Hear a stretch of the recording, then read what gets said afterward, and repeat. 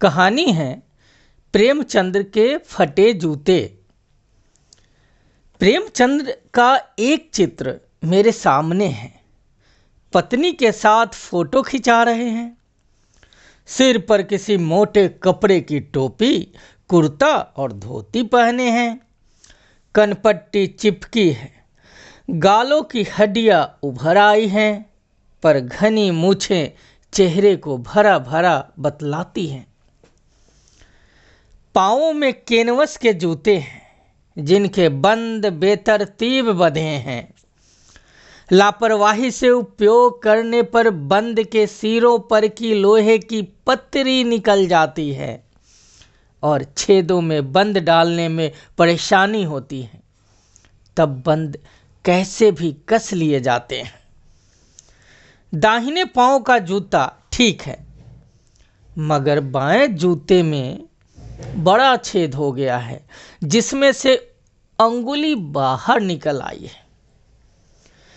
मेरी दृष्टि इस जूते पर अटक गई है। सोचता हूं, फोटो खिंचवाने की अगर यह पोशाक है तो पहनने की कैसी होगी?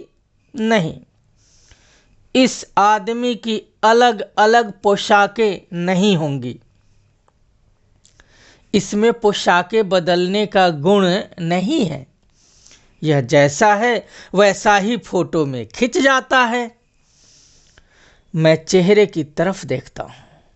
क्या तुम्हें मालूम है, मेरे साहित्यिक पुरखे की तुम्हारा जूता फट गया है और अंगुली बाहर दिख रही है। क्या तुम्हें इसका जरा भी एहसास नहीं है? जरा लज्जा, संकोच या झेप नहीं है? क्या तुम इतना भी नहीं जानते कि धोती को थोड़ा नीचे खींच लेने से अंगुली ढक सकती है? मगर फिर भी तुम्हारे चेहरे पर बड़ी बेपरवाही, बड़ा विश्वास। फोटोग्राफर ने जब रेडी प्लीज कहा होगा, तब परंपरा के अनुसार तुमने मुस्कान लाने की कोशिश की होगी। दर्द के गहरे कुएं के तले में कहीं पड़ी मुस्कान को धीरे धीरे खींचकर ऊपर निकाल रहे होंगे कि बीच में ही क्लिक। यह कैसा आदमी है जो खुद तो फटे जूते पहने फोटो खिंचा रहा है, पर किसी पर हंस भी रहा है। फोटो ही खिंचाना था तो ठीक जूते पहन लेते या न खिंचाते। फोटो न खिंचाने से क्या बिगड़ता था? शायद पत्नी का आग्रह रहा हो और तुम अच्छा चल भाई कहकर बैठ गए होंगे। मगर यह कितनी बड़ी ट्रेजेडी है कि आदमी के पास फोटो खिंचाने को भी जूता ना हो। मैं तुम्हारी यह फोटो देखते देखते तुम्हारे क्लेश को अपने भीतर महसूस करके जैसे रो पड़ना चाहता हूं, मगर तुम्हारी आंखों का यह तीखा दर्द भरा व्यंग मुझे एकदम रोक देता है। तुम फोटो का महत्व नहीं समझते। समझते होते तो किसी से फोटो खिंचाने के लिए जूते मांग लेते। लोग तो मांगे के कोट से वर दिखाई करते हैं और मांगे की मोटर से बारात निकालते हैं। फोटो खिंचाने के लिए तो बीबी तंग मांग ली जाती है। तुमसे जूते ही मांगते नहीं बने। तुम फोटो का महत्व नहीं जानते।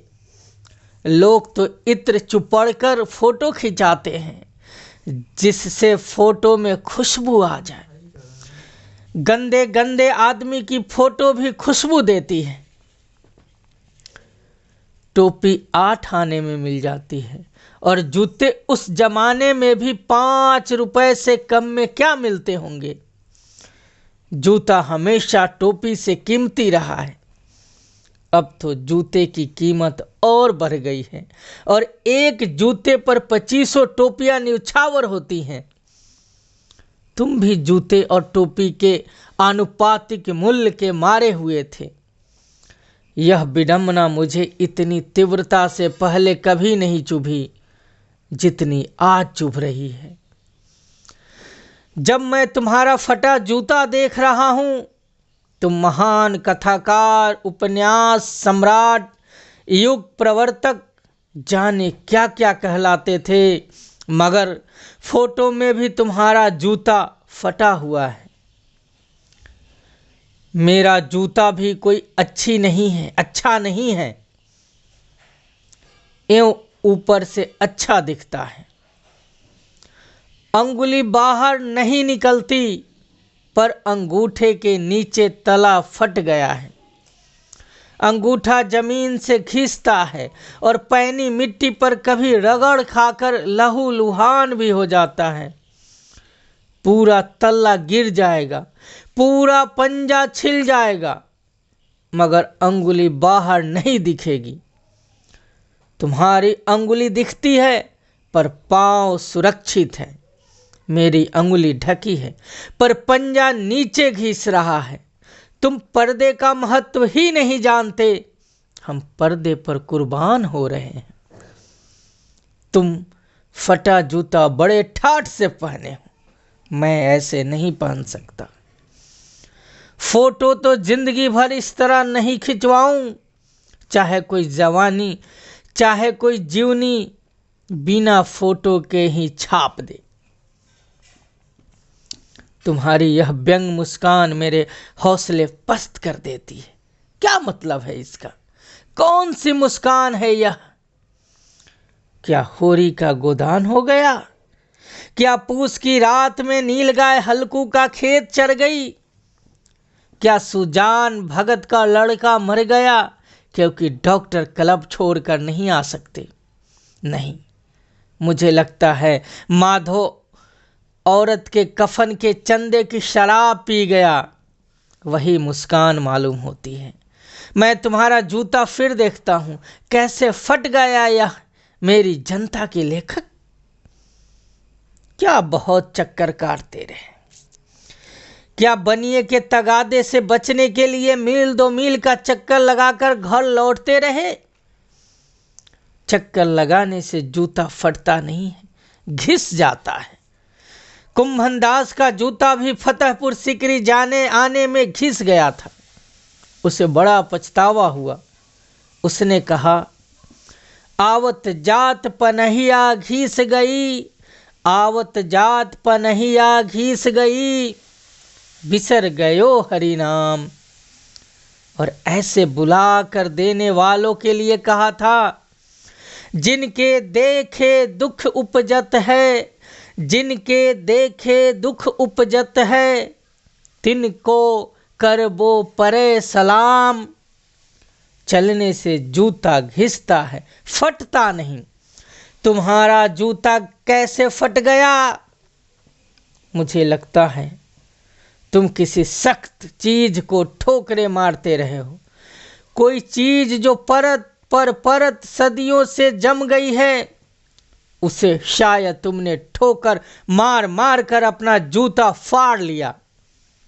कोई टीला जो रास्ते पर खड़ा हो गया था, उस पर तुमने अपना जूता आजमाया।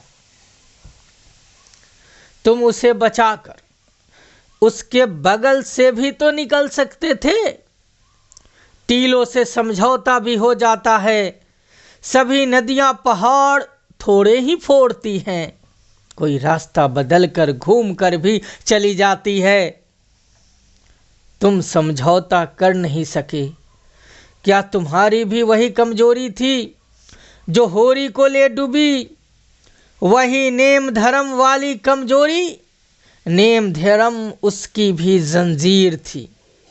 मगर तुम जिस तरह मुस्कुरा रहे हो, उससे लगता है शायद नेम धर्म तुम्हारा बंधन नहीं था, तुम्हारी मुक्ति थी। तुम्हारी यह पांव की अंगुली मुझे संकेत करती सी लगती है, जिसे तुम घृणित समझते हो। उसकी तरफ हाथ की नहीं, पांव की अंगुली से इशारा करते हो। तुम क्या उसकी तरफ इशारा कर रहे हो जिसे ठोकर मारते मारते तुमने जूता फाड़ लिया? मैं समझता हूं तुम्हारी अंगुली का इशारा भी समझता हूं और यह व्यंग मुस्कान भी समझता हूं। तुम मुझ पर या हम सभी पर हंस रहे हो, उन पर जो अंगुली छिपाए और तलुआ घिसाए चल रहे हैं, उन पर जो टीले को बरकाकर बाजू से निकल रहे हैं। तुम कह रहे हो मैंने तो ठोकर मार मार कर जूता फाड़ लिया, अंगुली बाहर निकल गई पर पांव बच रहा है और मैं चलता रहा, मगर तुम अंगुली को ढांकने की चिंता में तलुए का नाश कर रहे हो। तुम चलोगे कैसे? मैं समझता हूं, मैं तुम्हारे फटे जूते की बात समझता हूं, अंगुली का इशारा समझता हूं, तुम्हारी व्यंग मुस्कान समझता हूं।